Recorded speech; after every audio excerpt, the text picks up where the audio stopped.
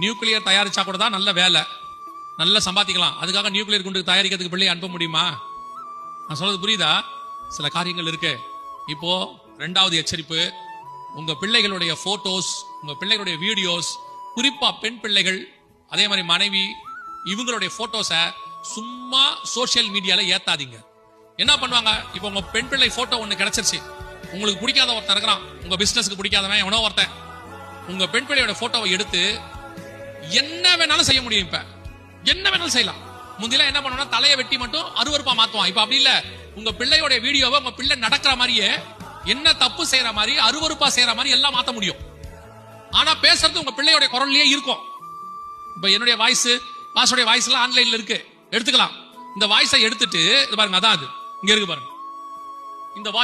இந்த வாய்ஸை எடுத்துட்டு இப்ப அவர் பேசுற மாதிரியே சினிமா பாட்டு பாட வைக்க முடியும். நான் சொல்லுங்க புரியுதா?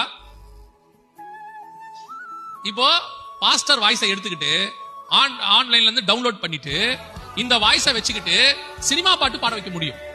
நீங்க பாப்பீங்க. பாடிட்டு வர்றது யாரா இருக்கும் தெரியுமா? பாஸ்டரே பாடிட்டு வருவார்.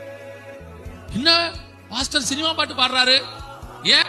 அவர் கொஞ்ச காலம் இயேசுக்காக ஒரு பாட்டு பாடி இருக்கிறார். அந்த பாட்டு ஆன்லைன்ல இருக்கு. அந்த வீடியோ எடுத்துப்பான். அந்த இமேஜ கொடுத்தா, இப்ப ரீசெண்டா இந்த 26ஆம் தேதி ஜனவரி 26 ஜனகண மனகதி பாட்டை போட்டாங்க. அந்த நேஷனல் ஆந்தம் பாட்டது யார் தெரியுமா? காந்தி, நேரு, அப்புறம் சுபாஷ் சந்திர போஸ் எல்லாம் வந்துச்சா? அவங்களே நின்று பாடுறாங்க, வாய் அசைது, ஜனகண மனனே பாடுறாங்க. இப்ப ரீசெண்டா பாத்தீங்கன்னா, ஒரு செத்து போன சினிமா பின்னணி பாடகர் அவர் குரலை மட்டும் எடுத்துட்டு புது பாட்டு அந்த குரலை வச்சு பாட வச்சிருக்காங்க. செத்து போன ஒரு ஆளு இப்ப உயிரோடு கூட வர வச்சு அவரை மாதிரியே படம் வீடியோ எடுத்திருக்காங்க. இப்ப இனிமேட்டு உங்களை மாதிரியே எல்லாமே வரும். ஆல்ரெடி முடிஞ்சிருச்சு வேலை. தயவு செய்து இந்த பெண் பிள்ளைகள், ஆண் பிள்ளைகளுக்கும் சொல்றேன், குறிப்பா பெண் பிள்ளைகளுக்கு சொல்றேன், இந்த சும்மாவாது செல்ஃபி எடுத்து இந்த இதுல ஏத்துறது, ஸ்டேட்டஸ்ல வைக்கிறது, பேஸ்புக்ல ஏத்துறது, ட்விட்டர்ல ஏத்துறது முதல்ல நிறுத்துங்க. உங்க குடும்பத்தினுடைய மானம் மரியாதை எல்லாத்தையும் தூக்கி போட்டுருவான். உங்களுக்கு அது பெருசு இல்லை அப்படின்னு பட்ட பிறகு அவஸ்தைப்படுறதுல பிரயோஜனம் இல்லை. தேவையானதுக்கு மட்டும் சோசியல் மீடியாவை யூஸ் பண்ணுங்க. அதாவது செல்போன் மாதிரி நல்ல ஒரு கன்வீனியன்டான இன்ஸ்ட்ருமெண்ட் உலகத்துல ஒண்ணு கிடையாது. ஆனா இத மாதிரி டேஞ்சரஸான இன்ஸ்ட்ருமெண்ட் உலகத்துல கிடையாது. இதை சரியா யூஸ் பண்ணிட்டு கீழே வச்சிட்டீங்கன்னா உங்களுக்கு நல்லது.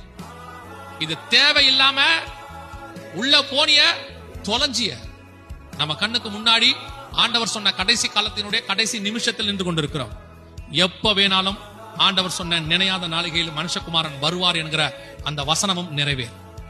நீங்க விழித்திருந்தாதான் இந்த வருகையில